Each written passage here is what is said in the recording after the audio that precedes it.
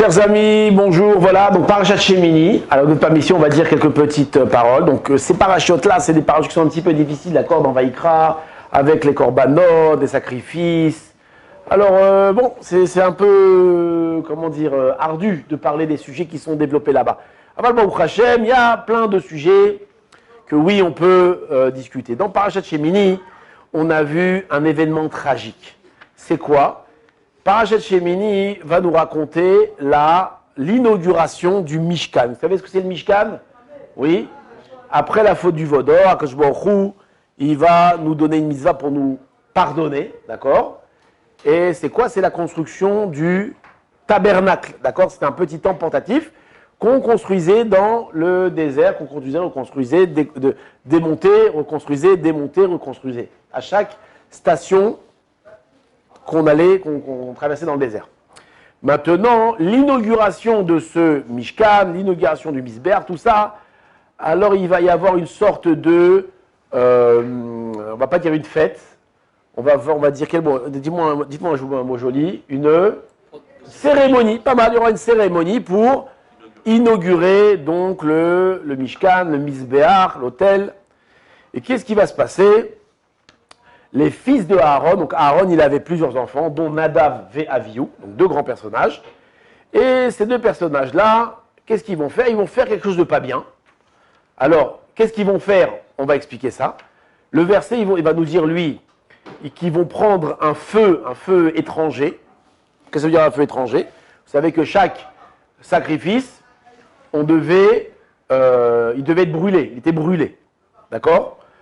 Maintenant, ils vont faire un acte qui va être pas en accord avec la volonté divine. Je ne rentre pas dans les détails parce que c'est un peu compliqué et ce n'est pas sur ce point-là que je veux m'attarder. Et qu'est-ce qui va se passer? À cause de ça, donc c'est une faute qu'ils vont faire, à cause de ça, terrible événement, qu'est-ce qui va se passer? Nous dit le verset, va tetse esh milifne Hashem, va sortir un feu de devant Dieu, va tochal otam, va yamutu lifne Hashem. Il va rentrer, il va pénétrer leur corps comme ça, et il va les brûler de l'intérieur, et il va les tuer. D'accord? Et donc les deux enfants, Nadav et Avihu, ces deux grands personnages, vont s'effondrer. D'accord? Ils vont mourir. Le corps va être entier, mais la neshama ils vont mourir de l'intérieur. Maintenant, lorsqu'on va voir ça, ça va être bien entendu un drame, dans un jour aussi extraordinaire que cette inauguration-là. Deux personnages d'une grandeur hors du commun vont mourir. Vayomer Moshe al Aaron ou Asher Diber Hashem les morts Bekorova et Kadesh. Moshe, apparemment, il va essayer de, il va essayer de consoler Aaron. Et qu'est-ce qu'il va lui dire? Oh, c'est ce qui s'est passé là, c'est ce que Hashem m'avait dit. Hashem m'a dit que par mes crevailles, des gens qui sont proches de Dieu, alors je serai sanctifié.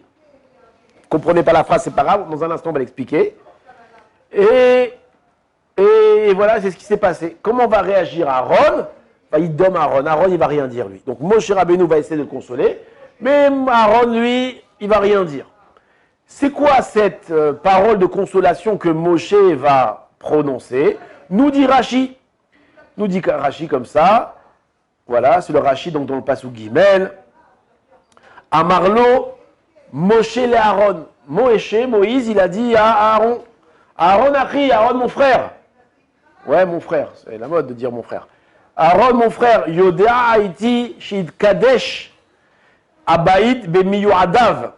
Je savais que Hachem avait l'intention de sanctifier sa maison par Meyuadav. C'est quoi Meyuadav?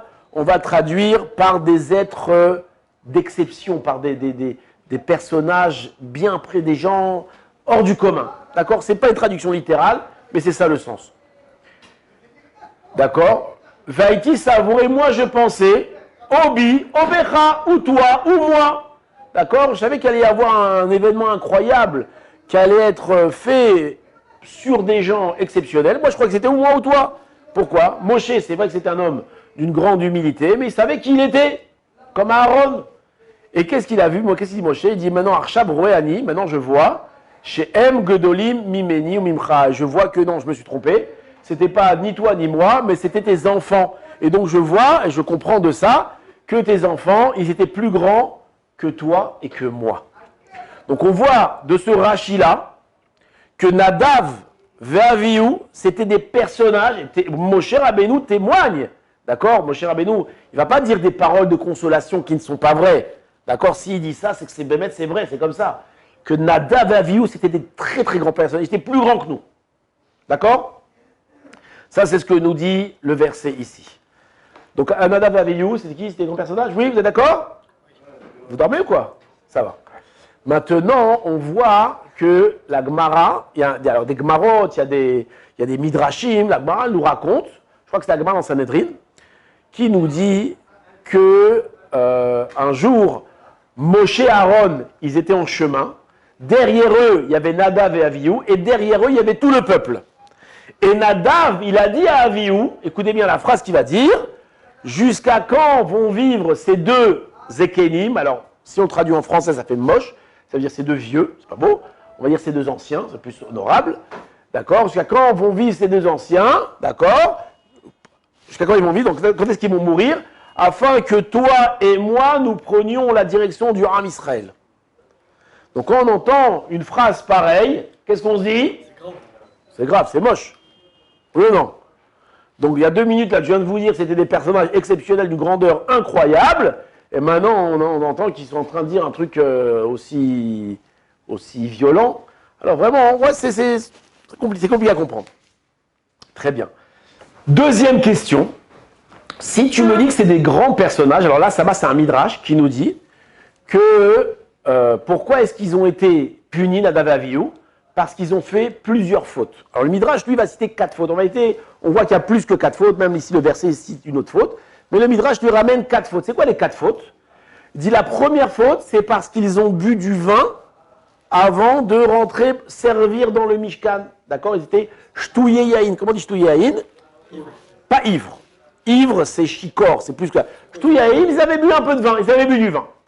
La deuxième chose, c'est que quoi? Il y a marqué qu'ils n'ont pas fait netilat yadayim. Ils ne sont pas ni netilat yadayim, ils ne sont pas lavé les mains et les pieds. La troisième chose, ils n'avaient pas l'habit des Kohanim entier. Il leur manquait le me'il. C'est quoi le me'il? Le manteau. Un manteau qu'ils n'avaient pas. Et la quatrième chose, pourquoi ils sont morts, ils n'étaient pas mariés. D'accord? Donc 4 fautes. Ils ont bu du vin. Ils n'ont pas fait les ablutions des pieds et des mains. Non, on l'a déjà bu du vin, on l'a déjà dit. Ils n'ont pas mis le me'il. Ils n'ont pas mis le me'il. Et la quatrième chose... Ils n'étaient pas mariés, d'accord? Hein? Peut-être, mais ça, le Midrash ne ramène pas. Il ramène ces 4 fautes-là. Bémet, on voit dans Chazal, il y a d'autres choses qu'on va leur reprocher. Mais ces 4 choses-là, Bémet, ils sont écrits dans le Midrash. Maintenant, ce Midrash-là, on devrait comprendre pourquoi. On va comprendre. Il y a 2 minutes dans Rashi, ici, tu m'as dit que c'était des grands personnages. D'accord? Des grands personnages. Est-ce qu'on peut imaginer des grands personnages aussi saints, aussi importants, qui vont négliger des halachot, on va dire, aussi importantes, faire des fautes aussi grossières que ça. Et même si tu me dis qu'ils n'ont pas fait exprès, c'est nous, on ne fait pas exprès. Mais des personnages comme ça, ils ne font pas exprès, c'est un peu dur. D'accord? De se marier, c'est la Aleph-Bet, c'est la première mise à la Torah. Ils ne sont pas mariés. Boire du vin, on va boire du vin avant d'aller servir Hachem, c'est quoi ces histoires-là? L'habit du Kohen Gadol, ils ne savent pas qu'il doit mettre un habit? Bon, c'est pas Kohen Gadol, mais ils savent. On ne peut pas leur dire qu'ils ne savaient pas ou ils ont fait une faute aussi grossière. Donc il faut comprendre, c'est quoi cette faute qu'on leur reproche? Ok. Maintenant, il y a un verset, écoutez bien, qui va nous permettre de, pas que le verset, d'autres choses, on va répondre à ces questions, la Bezrat Hashem. Rapidement, parce que je me suis trop allongé dans l'introduction. Il y a un verset dans Shemot Kavdalet, Yud Aleph. Vous entendez? Comment dit-nous le verset? Ve'el atzile ben Israël lo shalar yado, vayehezu et Elokim, vayochlu, vayishtu. Je vous le traduis en français, vous allez plus vite. Et vers les nobles des filles d'Israël, il n'a pas envoyé sa main. Qu'est-ce que ça signifie? On va dire, je ne sais pas, ça ne nous intéresse pas. En tout cas, on voit que ces nobles-là, ils virent à Elokim, ils virent Dieu, il faut dire Dieu. Ils mangèrent, ils burent. Burent? Ouais, bon, ils burent ici. Ça se dit ils burent, ouais, apparemment. Oui, ils burent. Hein? Il avait bu quand il avait écrit, ouais, peut-être. Il bure, ok. Ça se dit, il bure, incroyable. Maintenant, il y a Chazal, ils nous disent que c'est. D'abord, c'est qui c'est noble? On va dire tout de suite, c'est qui c'est noble? C'est Hatzilé. Mais là-bas, Chazal, ils nous disent qu'en réalité, ils n'ont pas bu, ils n'ont pas mangé, ils n'ont pas bu. Non. Le fait d'avoir vu Elohim, Dieu, d'avoir résidé dans la présence divine pendant ce moment-là, ça a été considéré pour eux comme avoir bu, comme avoir mangé. Ça veut dire que leur âme s'est rassasiée comme un corps se rassasie de boissons et de nourriture. D'accord? Donc ils n'ont pas réellement bu, ils n'ont pas mangé, ils ont joui de la présence divine. D'accord? Maintenant, c'était qui ces nobles? De qui parle le verset? Selon le Pshat, nous dit ici le Targum, ou le Ravavé Béné Israël, c'était tout le peuple juif. Vous savez que tout le peuple juif, au moment du don de la Torah, ils se sont tellement élevés qu'ils étaient arrivés au niveau de Adam, le premier homme, avant la faute. Donc rien que le fait de voir la présence divine, d'être dans la présence divine, ça les a rassasiés. Ça veut dire qu'ils sont arrivés à un niveau de spiritualité qui était tellement grand que leur corps n'avait pas besoin d'être nourri, il suffit de nourrir leur âme. D'accord? Ça, c'est selon le Pshat. Maintenant, Yonatan ben Uziel, vous savez, c'est une autre traduction en araméen de la Torah. Lui, il nous dit, c'est qui ces fameux Hatzilé, pardon, c'est ici. C'est qui ces Hatzilé, ces nobles personnages? Ulvad Nadav Aviou. C'était Nadav et Aviou. D'accord? Alors, qu'est-ce que ça signifie que c'était Nadav et Aviou? Qu'est-ce que ça vient nous enseigner? Les Mefarshim, ils expliquent, le Marsha, là-bas, ils expliquent que Nadav et Aviou, ils étaient arrivés à un niveau d'une telle grandeur, d'une telle ma'ala, quoi, une telle grandeur, qu'ils étaient arrivés au niveau de Adam Arishon avant la faute. Alors ici, Bémet, on voit que c'était tout l'Am Israël, mais là-bas, on vient préciser que c'était précisément eux. Ça veut dire qu'ils avaient réussi à complètement neutraliser leur corps. D'accord? Ils n'avaient plus aucune, pas dire attirance, mais besoin de gashmiut. Ils étaient complètement détachés de la matérialité. D'accord? Alors grâce à ça, on va réussir à répondre à nos questions. La première question, on a dit qu'ils ont dit, comment ils ont dit, quand est-ce que ces deux personnages, Aaron et Moshe, ils vont mourir, ces deux anciens-là, ils vont mourir, pour qu'on puisse prendre leur place.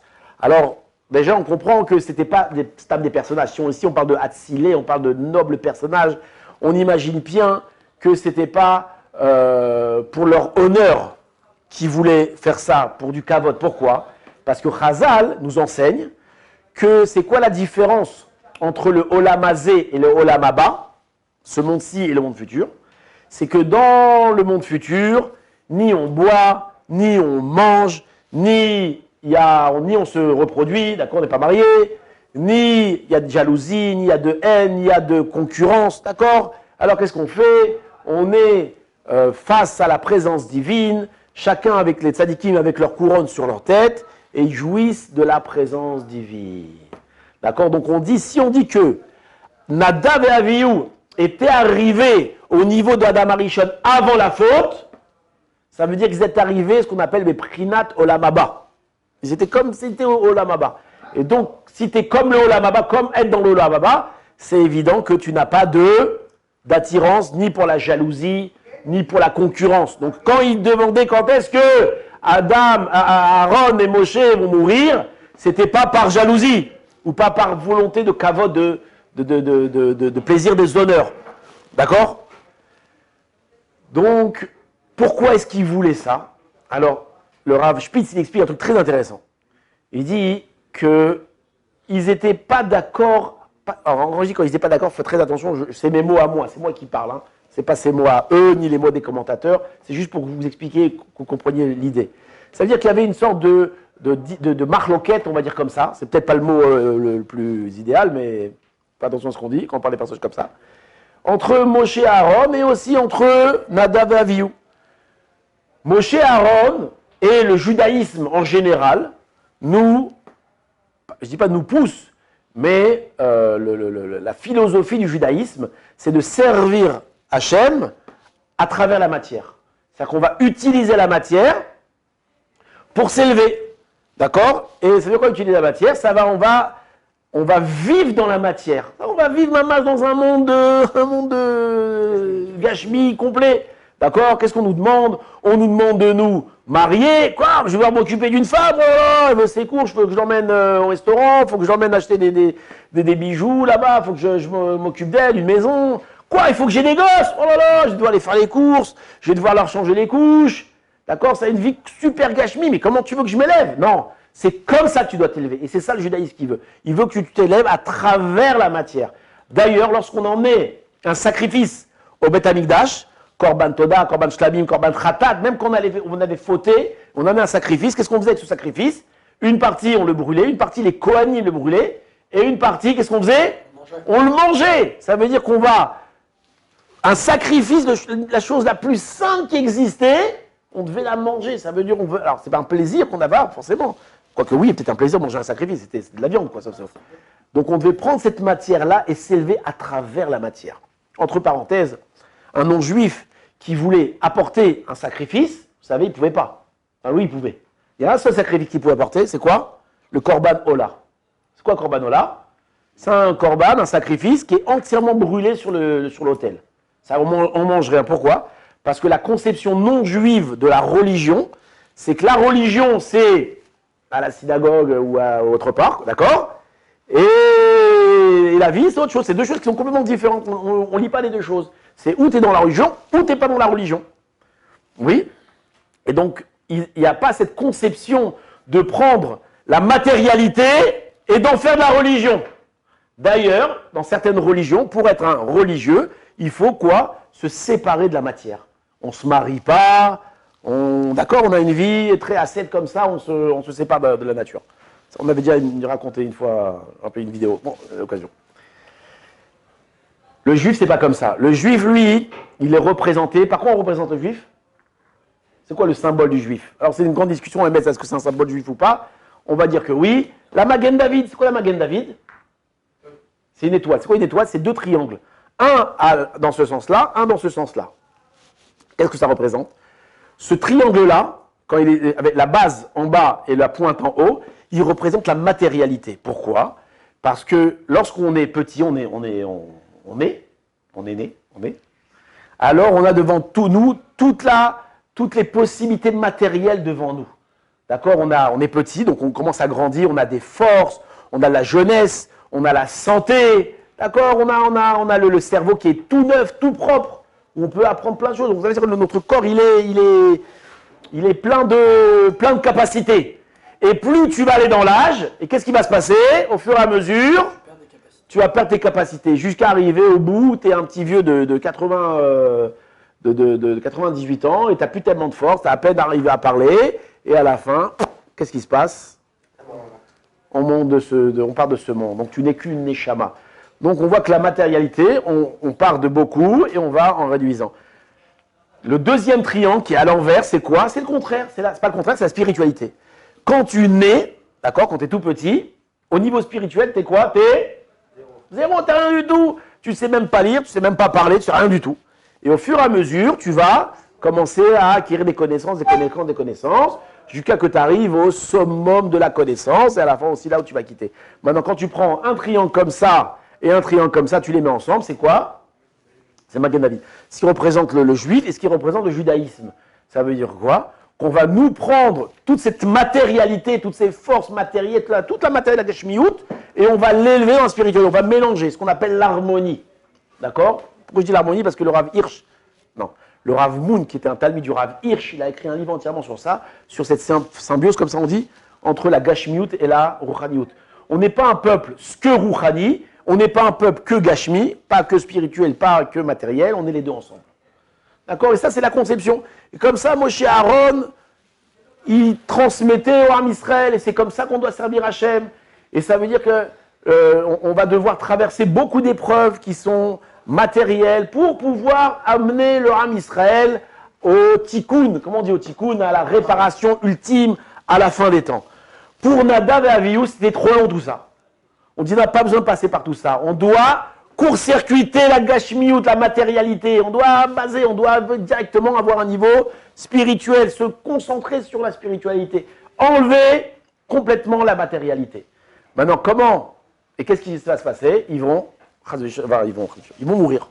Parce qu'apparemment, ce n'est pas ce qui était décidé dans le plan divin. Non, Nadavaviou, ce n'est pas comme ça que Akadosh Baruch Hu a prévu les choses pour nous.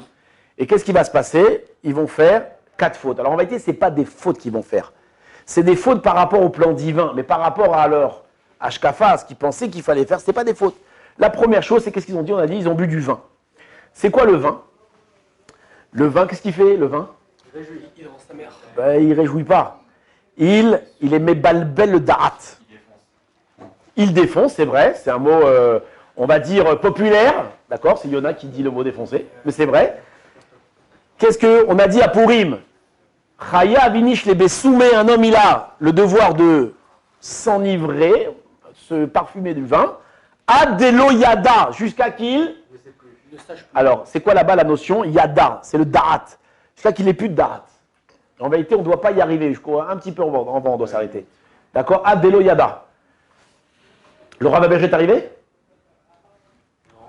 Non, oui, bah, vous savez pas, personne n'est sorti et puis on sait qu'il n'est pas arrivé, ouais. Non, s'il est arrivé, je m'arrête. Non, c'était très bien. Et s'il est arrivé? Il serait rentré, je pense. Le vin, qu'est-ce qu'il fait? Il émet balbel, il embrouille le da'at. D'accord? Maintenant, il y a marqué qu'à la fin des temps, Akadosh Baruch Hu, il va nous faire boire un vin spécial. Hein? Oula, Yona, il a la... C'est quoi? C'est le vin qui va être fabriqué avec les raisins des 6 jours de la création. Quelle différence entre ce vin-là et le vin d'aujourd'hui? Alors, les Mefarshim, ils expliquent que le vin aujourd'hui, pourquoi il enivre, le vin d'aujourd'hui? C'est à cause, alors, ce n'est pas forcément des notions matérielles, mais en réalité, le vin, il devient du vin à cause d'un, entre guillemets, défaut. C'est qu'il va fermenter. La fermentation, c'est en vérité, là, alors je ne vais pas dire des mots bêtes parce qu'il y a des gens qui nous écoutent, mais c'est une sorte pas de pourriture, mais une sorte de qui coule, de fermentation, d'accord? Le fromage, par exemple, c'est quoi le fromage? C'est on prend du lait, on met un truc dedans et ça va le pourrir. Maintenant, ce pourri-là, il est mangeable, il est bon. Le vin, de la même façon. Le vin, d'accord, c'est du jus de fruits. Maintenant, quand tu le laisses comme ça, il va fermenter. Donc, c'est à cause d'un défaut qui a un défaut, entre guillemets, un défaut, un bon défaut, mais ça va lui donner ce côté alcoolisé.